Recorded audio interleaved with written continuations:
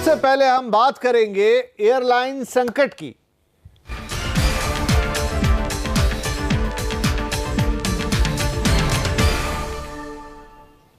जी हां, सारे जमीन पर इन दिनों देश का एविएशन सेक्टर बड़ी तकलीफों से गुजर रहा है। जाहिर है यात्रियों के लिए भी हालात मुश्किल हो चले हैं। किसी एयरलाइंस के हवाई जहाज पर उड़ने की रोक लग गई है तो कुछ के पास उड़ाने के लिए पायलट कम है, तो किसी के पास ना पायलट है ना उड़ाने के पैसे। कुल मिलाकर अब देश के विमानन मंत्रालय को चिंता सताने लगी है। इसलिए आज डीजीसीए यानी director general of civil aviation ने एयरलाइंस के साथ बातचीत करना ठीक समझा। जेट एयरवेज से बात हो चुकी है, बाकी एयरलाइन से बातचीत जारी है। तो दूसरी तरफ जेट एयरवेज के पायलट भी आज आपस में मिले और साफ कर दिया कि अगर काम करवाना है तो पैसे देने होंगे और वो भी वक्त पर। तो नाजुक हालात हैं, चुनाव सिर पर है, गर्मियों की छुट्टियां आ रही हैं, डिमांड बढ़ रही है, लेकिन एयरलाइंस जमीन पर हैं। चलिए हालात का जायजा लेते हैं। हमारे साथ जुड़ गए हैं हमारे संवाददाता रोहन सिंह, सिल्की सिंह और एविएशन एक्सपर्ट परवेज दमानिया। आप तीनों का स्वागत है। तो पहले रोहन आपसे हम बात कर लेते हैं, क्योंकि आज आप दिन भर ये जो डीजीसीए की बैठक हो रही है अलग अलग एयरलाइंस से कवर कर रहे थे। दिन में बात थी कि जेट से बात हो चुकी है, दूसरी एयरलाइन से भी बातचीत जारी थी, क्या अपडेट है? जी हाँ, आज दो महत्वपूर्ण बैठक हुई। आज डीजीसीए में जो पहली बैठक थी ये जेट को लेकर थी, जेट का जो संकट गहराता जा रहा है उसको लेकर थी। और कुछ बात जो ये बैठक हुई इसमें जेट के अधिकारी आए थे, इसके अलावा डीजीसीए के लोग थे। और जेट को कहा गया है कि आप जो है ये निश्चित करें कि आप एक शेड्यूल बनाया गया है जेट के लिए। और एक जो चौंकाने वाली बात आई कि 119 में से सिर्फ 41 उनके एयरक्राफ्ट ऐसे हैं जो कि अभी ऑपरेशनल है, बाकी सारे ग्राउंडेड हैं। और इसलिए अगले एक हफ्ते का शेड्यूल बनाया गया है। और सर अगर हम बताएं तो लगभग 140 फ्लाइट्स हर दिन जेट की होगी, जो काफी कम है उनके पहले की फ्लाइट के हिसाब से। और ये भी कहना है डीजीसीए का कि हो सकता है कि इसमें भी कमी आए, ये डायनेमिक है, हो सकता है कि इसमें भी कमी आए आने वाले दिनों में, तो उस पर भी नजर बना के रखनी पड़ेगी। 3-4 चीजें जेट को कही गई हैं। पहली चीज तो ये कि आप भले ही आपका जो एयरक्राफ्ट है वो ग्राउंडेड है या ऑपरेशनल है, आप ये सुनिश्चित करें कि उसे अच्छे तरह से मेंटेन किया जाए। जो एक कंसर्न आ रहा था पायलट की तरफ से, इंजीनियर्स की तरफ से कि वे तनाव में है, सैलरी नहीं मिल रही है, तो ये कहा गया है कि अगर इस तरह का कोई भी मामला सामने आता है, कोई भी पायलट या कोई भी कर्मचारी ऐसा है जो कि तनाव में आता है, तो आप उसकी जो सूचना है सीधे डीजीसीए को देंगे। हालांकि जो एडवांस बुकिंग की बात है फिलहाल उस पर कोई डिसीजन नहीं लिया गया है। फिलहाल जेट एडवांस बुकिंग कर सकती है, लेकिन ये भी कहना है डीजीसीए का कि ये भी डायनामिक है और इसमें बदलाव किया जा सकता है। राइट। तो रोहन आप कह रहे हैं कि बड़ी सारी बातें जेट को कह दी। एक बड़ी बात जो आप अभी कह रहे थे कि पायलट तनाव में तो नहीं है, ये भी पूछने के लिए कहा है। सिल्की सिंह हमारे साथ मुंबई से मौजूद है, जहां जेट एयरवेज के पूरे पायलट्स ने आज मीटिंग की है बड़ी भारी। सिल्की, क्या आपको लगा कि पायलट्स तनाव में है? जी ज़रूर। आज जो मुंबई में पायलट्स की मीटिंग हुई है, जेट के जो पायलट यूनियन है उसे एनएजी कहा जाता है, नेशनल एविएटर्स गिल्ड कहा जाता है। और उसके प्रेसिडेंट से हमने बात की, उनसे जानने की कोशिश की कि क्या कुछ मुद्दे थे जो मीटिंग में डिस्कस किए उन्होंने। तो बेसिकली 2 मुद्दे थे जिस पर जो पायलट्स हैं वो इंतज़ार कर रहे हैं कि मैनेजमेंट रिप्लाई करे। एक है कि कंपनी को किस तरह से वो आगे ले जाना चाहते हैं, यानी जेट एयरवेज को मैनेजमेंट किस तरह से आगे ले जाना चाहता है, उस पर एक कॉन्क्रीट प्लान चाहिए पायलट्स को। और दूसरा, उन्हें आश्वासन चाहिए कि आगे उनकी सैलरी का पेमेंट हो जाएगी। और ये दोनों जो मुद्दे हैं इसके ऊपर जो पायलट एसोसिएशन है, यूनियन है, उन्हें जवाब 31 मार्च तक चाहिए। अगर 31 मार्च तक कोई भी कॉन्क्रीट प्लान इन्हें नहीं मिलता है, यूनियन को नहीं मिलता है पायलट्स की, तो 1 अप्रैल से वो उड़ान नहीं भरेंगे, वो एयरलाइन के साथ उड़ान नहीं भरेंगे। ये जी, तो कुल मिलाकर गॉट इट सिल्की, डिस्कशंस हुए थे। जी, आपने कहा कि उसके बाद वो उड़ान नहीं भरेंगे अगर 1 मार्च तक, माफ कीजिए 1 अप्रैल तक नहीं होता। परवेज दमानिया साहब हमारे साथ है। परवेज जी, 12 दिन का अल्टीमेटम दे दिया है पायलट्स ने कि अगर पैसे नहीं मिले, ड्यूज नहीं चुकाए गए तो वो नहीं उड़ेंगे। रोहन ने अभी बताया कि डीजीसीए की बातचीत चल रही है तमाम एयरलाइंस के साथ। कुछ एयरलाइंस के जो जहाज हैं वो इसलिए ग्राउंड है कि टेक्निकल बेसिस पे उन्हें उड़ने की परमिशन नहीं दे सकते, पूरी दुनिया में नहीं उड़ पा रहे हैं। दूसरी बात कि हेलो परवेज साहब, लगता है हाँ जी हाँ, मुझे लग रहा है कि परवेज साहब से कनेक्शन टूट गया। फिर से उनसे स्थापित करते हैं, उनसे राय लेंगे इस पूरे सिनारियो पर। लेकिन मैं एक बार फिर से जाता हूं रोहन के पास। रोहन, आप हमें ये बताइए कि ये जो पूरा सिनारियो है, जेट की बात हो गई, तमाम दूसरी एयरलाइंस की बात हो गई, इसका इंपैक्ट क्या आ रहा है पूरे मार्केट पर? जी काफ़ी ज़्यादा, खासतौर पे जो सबसे बड़ा इम्पैक्ट आ रहा है वो किरायों पर आ रहा है। जो आज दूसरी बैठक हुई डीजीसीए के अंदर, वो उसमें बाकी एयरलाइंस के लोग शामिल थे और उनसे कहा गया कि इस पिछले कुछ दिनों में जिस तरह से किराए बढ़े हैं, और अभी ही अगर आप देख लें औसत दिनों के मुकाबले 20 से 30% ज़्यादा किराए हैं। अगर आप पिछले साल से कंपेयर करेंगे तो और भी काफ़ी ज़्यादा किराए इस वक्त हवाई किराए हैं। और ये कहा गया कि आने वाला जो समय है वो काफ़ी मुश्किल होने वाला है। इलेक्शंस के लिए अधिकारियों की तरफ से बुकिंग आपकी आएगी, पॉलिटिकल पार्टीज की तरफ से बुकिंग आएगी, छुट्टियों की बुकिंग आने वाली है, और आपके पास जहाज नहीं है, कहीं पायलट नहीं है, कहीं पायलट उड़ने को तैयार नहीं है। तो इस पर आप कैसे निगरानी रखेंगे? इस तमाम एयरलाइंस को कहा गया कि आप ये इंश्योर करें कि एक निश्चित परसेंटेज से ज़्यादा, 2% या 4% से ज़्यादा जो किराए हैं वो ऐसा ना हो कि लोगों की रीच से बाहर आ जाए। अगर 100 में से अगर 2 या 4 अगर ऐसी सीटें हैं जहां किराए ज़्यादा हैं तो दिक्कत नहीं है, लेकिन 90%, 95% जो किराए हैं वो लोगों की रीच में रहने चाहिए। सेक्टर स्पेसिफिक एक डिटेल दी गई एयरलाइंस को, तमाम एयरलाइंस को, कि ये सेक्टर्स हैं, ये एयरपोर्ट्स हैं, ये रूट्स हैं जहां पे किराए आप दिख रहे हैं, साफ दिख रहे हैं कि ज़्यादा बढ़ रहे हैं। इस पर आप लगाम लगाइए, और हो सके तो आप कैपेसिटी बढ़ाइए, लेकिन किसी भी तरह से आपको लगाम लगाइए इस किराए पर, क्योंकि आने वाले दिनों में ये जो समस्या है ये बढ़ने जा रही है, ये खुद डीजीसीए मानता है। जी हाँ, तो वाकई में मुश्किल स्थिति है। एयरलाइंस उड़ नहीं पा रही हैं, अलग अलग रीज़न है उनके पास, कहीं पैसे की कमी है, कहीं टेक्निकल रीजंस हैं, कहीं पायलट की कमी है, और फ्लाइट के जो भाव हैं, जो किराए हैं, वो महंगे हो रहे हैं। अब डीजीसीए कह रहा है कि हमने अल्टीमेटम दिया है, लेकिन अल्टीमेटम देने भर से क्या बात बन जाएगी, दमानिया साहब से राय लेंगे। लेकिन उससे पहले सिल्की के पास में आता हूँ। सिल्की, जो पायलट्स हैं जेट के, उन्होंने जिस तरह की बात कही कि अगर 1 अप्रैल के बाद उन तक उनकी जो समस्याएं हैं या उनके जो पेमेंट्स हैं, अगर वो नहीं रहे तो वो काम पर नहीं आएंगे। क्या ये बात मान ली जाए कि 1 अप्रैल तक अगर पेमेंट नहीं गए तो जेट एयरवेज पूरी तरह से जमीन पर आ जाएगी? अभी कुछ प्लेन ग्राउंडेड हैं, लेकिन तब एक भी प्लेन नहीं उड़ेगा। जी नहीं, ये इसका मतलब नहीं हुआ। इसका मतलब ये है कि 31 मार्च तक एक कॉन्क्रीट प्लान जेट के मैनेजमेंट को, पायलट गिल्ड को, यानी पायलट की यूनियन को देना होगा। उसके बाद वो कोऑपरेट कर सकते हैं, बगैर सैलरी के भी उड़ान भर सकते हैं। लेकिन उसके ऊपर जो पायलट की यूनियन है वो फिर से एक मीटिंग बुलाएगी, लेटर ऑफ इंटेंट देखेगी और ये सुनिश्चित करेगी कि जो आश्वासन जेट के मैनेजमेंट में लिखित तौर पर 31 मार्च को सबमिट किया है वो क्या जायज़ है, वो क्या वर्केबल है या नहीं। तो अगर 31 मार्च तक जेट की मैनेजमेंट एक कॉन्क्रीट प्लान रेजोल्यूशन का जो पायलट यूनियन है उन्हें देती है, उसके बाद बगैर सैलरी के उड़ान भरना है, कोऑपरेट करना है या नहीं करना है, ये यूनियन बाद में तय करेगी। उसके लिए अलग से मीटिंग बुलाई जाएगी, उस पर जो पायलट्स हैं वो बाद में डिसाइड करेंगे। राइट, तो सिल्की, जो आपने नेशनल एविएटर गिल्ड यानी कि जो पायलट्स की यूनियन है जेट एयरवेज की, उसके जो प्रेसिडेंट है करण चोपड़ा साहब, उनसे जो बातचीत की है वो भी हम दर्शकों को सुनवा देते हैं। पायलट्स की मीटिंग हुई है, जेट पायलट्स की जो यूनियन थी उसकी मीटिंग हुई है। मीटिंग में क्या कुछ मुद्दे थे जिस पे आपने बात की? तो मीटिंग का जो मेजर मुद्दा आज था कि कंपनी की हालचाल कैसे है और जो हमारी सैलरीज नहीं पे की गई है पिछले 3-4 महीने से, उसके बारे में बातचीत करनी थी। और मैनेजमेंट से हमने क्या बातें की है और वो बातें हमको पायलटों को आज समझानी थी बेसिकली। तो हमने वो सारी बातें पायलटों को समझाई है कि मैनेजमेंट ने हमसे कहा है कि उनकी बातचीत अभी भी चल रही है। एक रेजोल्यूशन प्लान प्लेस होने की पूरी उम्मीदें है इस महीने, और वो रेजोल्यूशन प्लान अगर प्लेस हो जाता है ये महीने तो हम इस मेस में से बाहर आ सकते हैं। वही बातचीत हमने पायलटों को समझाई है आज, और पायलटों ने ये डिसाइड किया है कि 31 मार्च तक अगर एक कॉन्क्रीट रेजोल्यूशन प्लान आ जाएगा सामने तो कोई प्रॉब्लम नहीं, हम कोऑपरेट जरूर करेंगे उनके साथ। लेकिन अगर 31 मार्च तक कोई कॉन्क्रीट प्लान सामने नहीं आया तो 1 अप्रैल से पायलट लोग तनख्वाह के बिना फ्लाइंग करना बंद कर देंगे।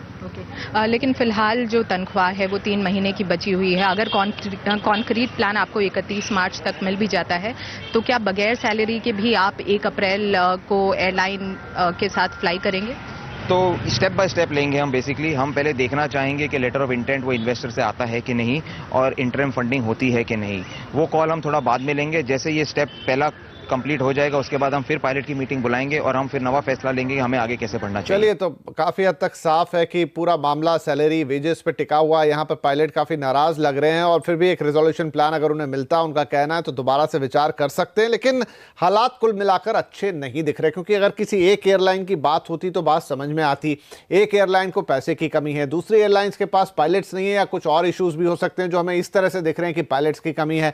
अगर हम स्पाइस जेट की बात करें जिसके पास सब कुछ अच्छा है, तो वहां पर बोइंग 737 मैक्स 8 के कारण जो विमान उन्हें ग्राउंड करने पड़े, उनकी फ्लीट काफी छोटी हो गई है। तो ये जो सारे सहयोग एक साथ बने हैं, इसने पूरे एविएशन सेक्टर को इस समय दबा के रख दिया। और जैसा रोहन बता रहे थे कि इस सारे मुश्किल हालातों की वजह से रिजल्ट ये निकल रहा है, उसका जो नतीजा है वो ये हो रहा है कि 20 से 30% किराए तो अब भी ऊपर हो चले हैं सभी सेक्टर में। जितनी उड़ानें उड़नी चाहिए उसमें करीब 1/4 के आसपास की कमी आ गई है। और इस समय पीक डिमांड का वक्त है, छुट्टियां आगे हैं, इलेक्शन आगे हैं। इन तमाम चीजों के चलते भारतीय एविएशन सेक्टर के लिए मुश्किलात, और इसका सीधा असर आप पे और हम पे, जो लोग एविएशन सेक्टर से यात्रा करते हैं, उन पर पड़ने जा रहा है। फिलहाल डीजीसीए, भारत का विमानन मंत्रालय, ये सब इस पर नजर बनाए हुए हैं, लेकिन किस हद तक इनका हल निकल पाएगा, क्योंकि समस्याएं अलग अलग तरीके की है, ये देखना होगा।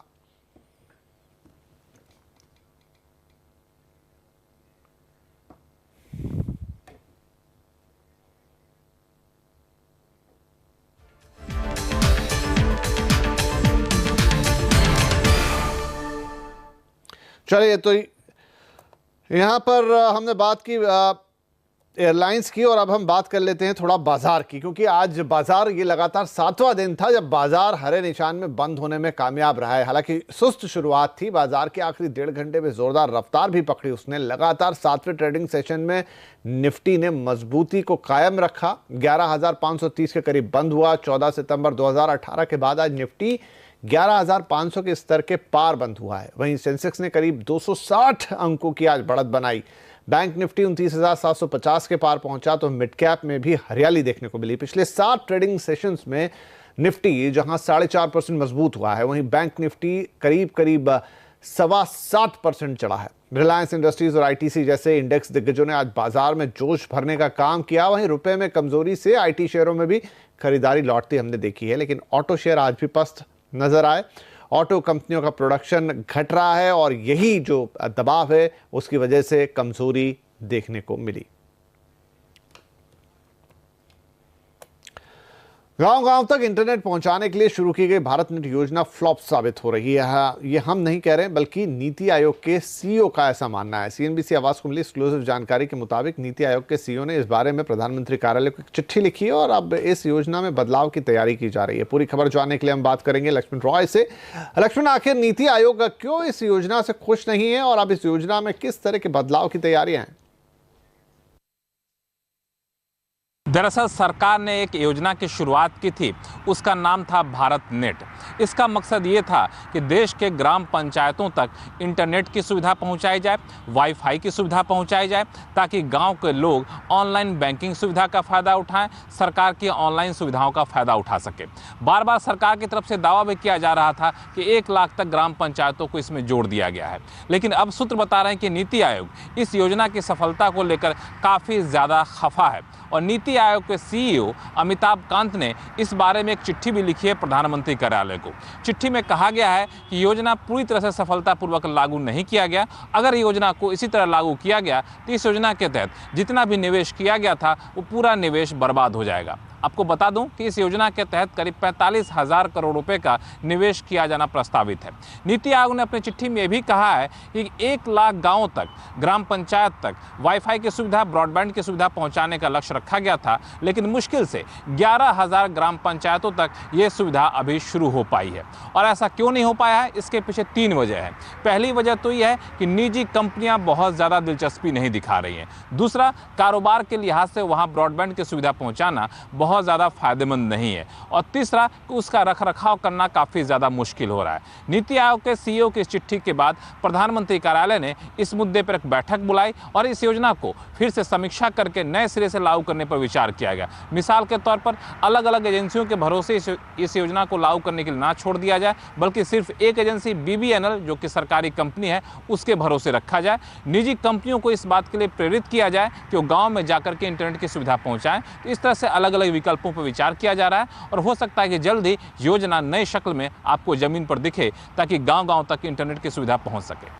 जी लक्ष्मण, बहुत शुक्रिया। तो कुल मिला के जो एक बड़ी योजना थी सरकार की, जहां पर पूरे देश में खासतौर पे जो ग्रामीण इलाके हैं उसमें इंटरनेट पहुंचाने के लिए बड़े कदम उठाए गए थे, अब खुद नीति आयोग कह रहा है कि उसमें कोई खास सफलता नहीं मिल पाई और ये फ्लॉप चीज साबित हो रही। चलिए आज दिन की एक बड़ी और अहम खबर आपको बताते हैं, वो ये कि 1 अप्रैल से सस्ते घर खरीदने का रास्ता अब साफ हो गया है। आज जीएसटी काउंसिल की एक अहम बैठक में रियल एस्टेट के लिए जीएसटी दरों पर बड़ा फैसला लिया गया। घर खरीदारों के साथ साथ यहां पर बिल्डरों के लिए भी राहत की खबर आई। जीएसटी बैठक पर रेवेन्यू सेक्रेटरी अजय भूषण पांडे ने कहा कि वो बिल्डिंग 31 मार्च तक जो बिल्डिंग 2019 तक पूरी नहीं हुई है, उन पर बिल्डरों के पास जीएसटी के लिए 2 विकल्प होंगे। The projects or the residential buildings which are incomplete as on 31st March 2019, those buildings will have an option, and that option also will have to be exercised within a time limit, and that time limit will be decided in consultation with the states. So those buildings will have an option either to choose the old rate, that is 12% or 8% with input tax credit, or the new rate, that is the 5% without input tax credit or 1% without input tax credit. तो यहाँ पर जो अजय भूषण पांडे साहब कह रहे हैं वो बात हम आपको बता देते हैं। वो ये कह रहे हैं कि एक तो जीएसटी की रेट जो सबके लिए जो 1 अप्रैल से लागू हो जाएगी, फिर वहां पर कोई चेंजेस नहीं होंगे। वो है किसी भी सामान्य प्रोजेक्ट के लिए 5% की, लेकिन अगर वो अफोर्डेबल कैटेगरी का प्रोजेक्ट है तो उस पर 1% का जीएसटी लगेगा। इंपॉर्टेंट ये होगा कि यहां किसी तरह का कोई इनपुट टैक्स क्रेडिट नहीं मिलने वाला है। लेकिन जो मकान इस वक्त ऑलरेडी अंडर कंस्ट्रक्शन है और 1 अप्रैल के पहले लॉन्च हुए हैं, उन सभी घरों के लिए वहां उन्होंने बिल्डर्स को ऑप्शन दे दिया है कि या तो आप 5% का जीएसटी ले लीजिए, लेकिन ऐसे हालात में कोई इनपुट टैक्स क्रेडिट नहीं मिलेगा, बल्कि अब तक अगर कोई इनपुट टैक्स क्रेडिट जमा किया है वो भी सरकार को वापस करना पड़ेगा। और दूसरा ऑप्शन ये रहेगा कि आप 12% का जो पुराना रेट है वो रखिए, उसी पर लीजिए, आपको इनपुट टैक्स क्रेडिट भी मिलेगा। लेकिन तब यह ध्यान रखना होगा कि लोगों पर कोई बोझ ना आए। जो एक बड़ी शिकायत थी कि बिल्डर इनपुट टैक्स क्रेडिट तो ले रहे हैं लेकिन उसे पास ऑन नहीं कर रहे हैं और बोझ जा रहा है खरीदारों पर, तो राहत जरूर दे दी है, क्योंकि बड़ा पेचीदा कैलकुलेशन होता पुराने प्रोजेक्ट के लिए। लेकिन इस बात के लिए भी उन्होंने हिदायत दी है कि यहां पर घर खरीदारों के लिए कोई नुकसान नहीं होना चाहिए। चीन के रवैये से नाराज दिल्ली के व्यापारियों ने आज सदर बाजार में चीनी सामानों की होली जलाई। आतंकवादी मसूद अजहर का समर्थन करने वाले चीन के खिलाफ देश भर के व्यापारियों ने जमकर प्रदर्शन किया। व्यापारियों की मांग है कि चीन के सामान पर 300 से 500% तक कस्टम ड्यूटी ठोक दी जाए या सरकार चीन से आयात पर ही प्रतिबंध लगा दे। तो देश भर के व्यापारी चीन में बने सामान का बहिष्कार की मांग कर रहे हैं और आज आवाज अड्डा में हमने भी यही विषय चुना है। हम आपसे पूछ रहे हैं कि क्या चीन के सामान का बहिष्कार होना चाहिए? आप हमारे ट्विटर हैंडल CNBC_आवाज पर जाकर अपनी राय हमें दे सकते हैं और इस कार्यक्रम में शामिल हो सकते हैं।